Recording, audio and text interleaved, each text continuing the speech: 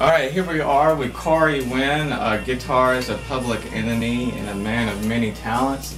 So tell me, Khari, when you're not on the road with Public Enemy playing guitar, what are some of the other projects that you do and bands that you play with?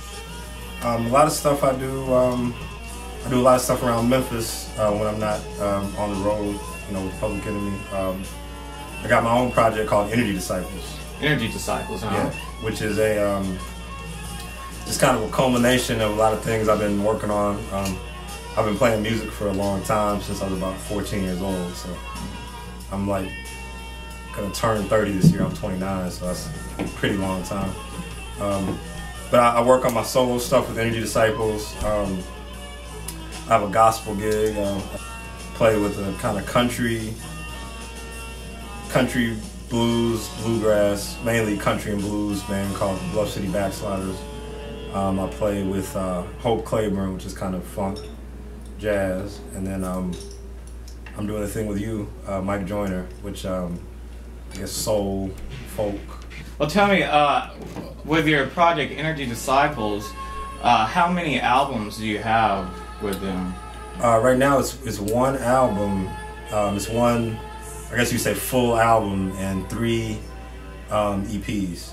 3 EPs, okay. Yeah, 3 and the 3 EPs, how old are they? The first one was in '09, I believe. So the EPs are about 2 years old. 2 years old. Okay, okay. And what are the names of the EPs? EPs are the first one is the Universe EP. Second one is the Sacrifice EP, and the third one is the Purpose. Okay, right. So Universe, Sacrifice, Purpose, which is also the name of the album. And so the EPs were separate introductions to what the whole of the album. Okay. Well, tell me more about the album and what inspired it, and what can we expect as far as musically from you on the album? The album is just like musically, it's just trying to present a creative, individual vision of kind of a host of, I guess, styles or whatever. Like, I don't really like to classify music, I just like for it to exist, and I just like, a lot of times the point of classifying music is to make money, and so I just like to, if you want to have what they call jazz, or you want to have what they call classical, whatever you need to complete your expression, I think should be fair game. I think a lot of times they try to pigeonhole artists and stuff for the purpose of commerce, and I think the whole act of creating music is bigger than that. So from the album, just you can just expect an individual creative vision of what I'm trying to express, in terms of sound and just creative expression. Okay. Well, tell me, who are some of the people that are featured on the album? Lots of people. Hope Claiborne, some of the people I play with, like Hope Claiborne, Shelby Baldock, who plays with Hope, Jamal Wicks, a jazz trumpet player that's very good. Lots of people. John Furr, another very good jazz bass player. Candace Ivory, a very, very good singer. Robert Allen Parker, another very good blues, rock, funk player. Okay. Lots of people. Wow, it sounds great. That sounds really awesome, man. How is it different, this album different from some of the earlier projects that you've done in the past? With Solstice, I was doing everything. Like, I was writing the music, booking the rehearsals, booking the gigs, talking to the people about the gigs, the whole thing.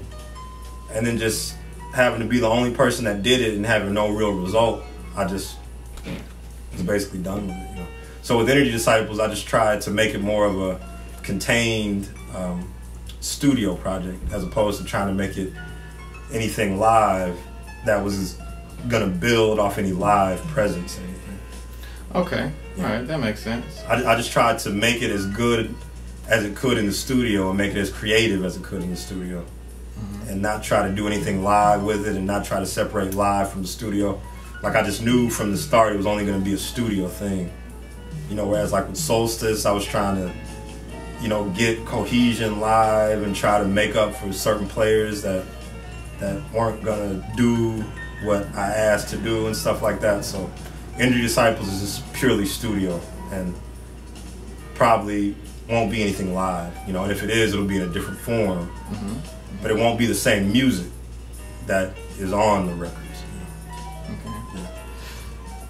Now, with the individual EPs that make up the album, also, tell me, distinguish between the EPs and the album for me. Okay. The EPs are basically what would you say? Not demo versions, but the EPs are different versions. I'll say that. Okay. A lot of times longer versions. Like the EPs are probably the full idea of what I was getting, like just the full unedited idea. That's all on the EPs. And then on the album, it's condensed into not necessarily more of a practical thing, but it's condensed into something that flows better. So like with the EPs, just whatever idea I had, I tried to get every idea out unedited. And then on the album, I tried to condense it to make it flow better and to present more of the idea in a form that could enhance the idea as opposed to just going with the idea itself. Okay, yeah, that makes sense. So it'd be beneficial to buy the EPs plus the album because you get a different experience with all three plus the album. Exactly. Okay, and we get the full scope with both, you know, with the EPs and the album. No, where can you get the EPs and the album? Are they available in stores? The EPs and the album are available on CD Baby.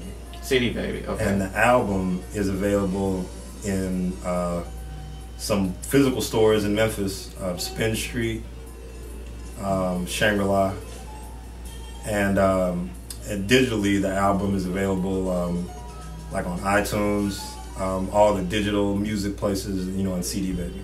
Okay. Yeah. Look up Energy Disciples and the EPs and the album should come up.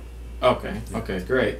Well, right on. Well, tell me, what are some of your favorite musicians and guitarists that inspired you these days? Some of my favorite musicians are just a lot of you know, whatever musicians were you know, reaching for an original vision that stood the test of time and transcended. Some of the specifics are you know, Sun Ra, guys like that. You know, Sun Ra, John Gilmore, who played with Sun Ra. A lot of the jazz artists, Eric Dolphy, John Coltrane, Wayne Shorter, Sonny Rollins. Guitarist, it's more limited because I only really like the guitar in certain settings. But it's like you know, guys like Pete Cozy, John McLaughlin, Santana, George Benson, Hendrix. You know, Holdsworth is cool, Air Gales, you know, guys like that. All right. Okay. Wow, that sounds great. Buddy Guy, definitely. Buddy Guy, yeah, it's another great one. What's going on with you in the future after this album? I'm just trying to make better music. I guess better is a relative word based on what someone's opinion of anything is. But just trying to take Energy Disciples to the level of having songs that really draw someone's attention in, no matter what they feel musically they're into. A lot of times, the average person that doesn't listen to a lot of music likes to kind of take sides based on what they're into and likes to say they only listen to this and don't listen to that. But if you hear something that's original and very creative, it'll grab you no matter what you claim to be into. So just trying to do music that will draw people in and that's very creative and will stand the test of time and any type of classification of anything. Well said.